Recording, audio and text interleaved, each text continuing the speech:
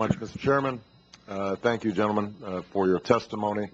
Obviously, with 7 minutes, a little frustrating because we're dealing with an extraordinarily complex situation. So I just want to stipulate to a couple of things. Number one, the performance of our troops has been outstanding, and we thank them for their service. They have done everything that's been asked of them throughout this process. Number two, I think that both of you gentlemen are doing the absolute best that you can given an extraordinarily difficult situation. And so I appreciate the work that both of you are doing. I would say that the mission that's been given to you is what's at issue here in the Senate. The question is one of strategy, not tactics. And the difficulty we have, I think, is that each time we've talked to you, questions have been posed to you about the broader strategy of our war in Iraq. You've punted a little bit because you've said, look, that's a little outside my bailiwick, but as Senator Feingold pointed out, we don't have limitless resources, and we've got to make these decisions, at least in the Senate, based on priorities and the costs as well as benefits to pursuing a particular strategy. I have to say, and this hasn't been commented on, I think that we should not have had this discussion on 9/11 or 9/10 or 9/12, because I think it perpetuates this notion that somehow the original decision to go into Iraq was directly related to the attacks on 9/11.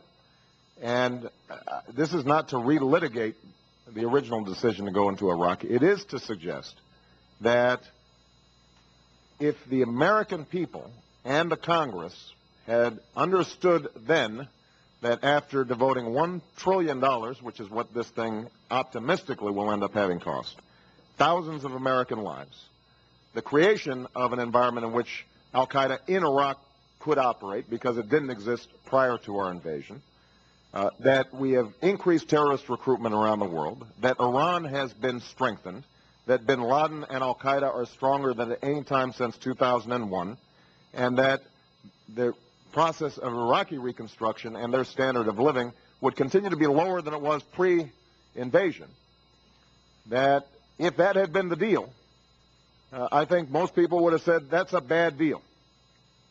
That does not make sense. That does not serve the United States' strategic interests. And so I think that some of the frustration you hear from some of the questioners is that we have now set the bar so low that modest improvement in what was a completely chaotic situation, to the point where now we just have the levels of intolerable violence that existed in June of 2006, is considered success. And it's not. This continues to be a disastrous foreign policy mistake. And we are now confronted with the question, how do we clean up the mess and make the best out of a situation in which there are no good options? There are bad options and worse options.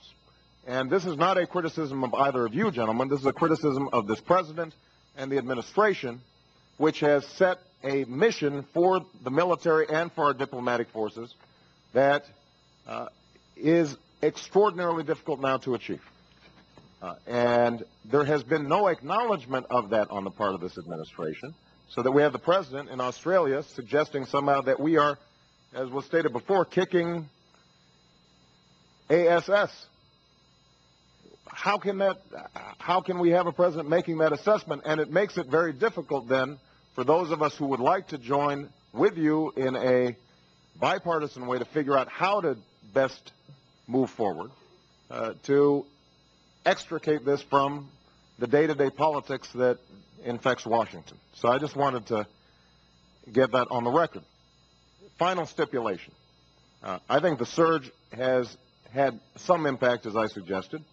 I would hope it would, given the sacrifices and loss that have been made. I would argue that the impact has been relatively modest given the investment. And I have to say that based on my testimony, it is not clear to me that the primary success that you've shown in Anbar has anything to do with the surge. You said in this testimony that it's political, the reason for the success in Anbar, not because of an increase in troop strength. We have maybe seen some modest decline in sectarian violence inside Baghdad as a consequence of our troop patrols. That's been purchased at the cost of increased U.S. casualties and is unsustainable. What we haven't seen is a significant disarming of the Shia militias. Again, during your testimony, you've told us that essentially the Shias decided, even before we got there, to get on one knee and to wait it out. We haven't seen, most importantly, any significant improvement in terms of the central government's performance. It continues to be ineffectual, and we have not seen national reconciliation of the sort that was promised prior to the search. So I just think it's important for us to get all that clear and on the record, because that provides the context in which we are going to have to be making a series of decisions. That, of course, now leaves me very little time to ask questions, and that's unfortunate. That's true, Senator. Let me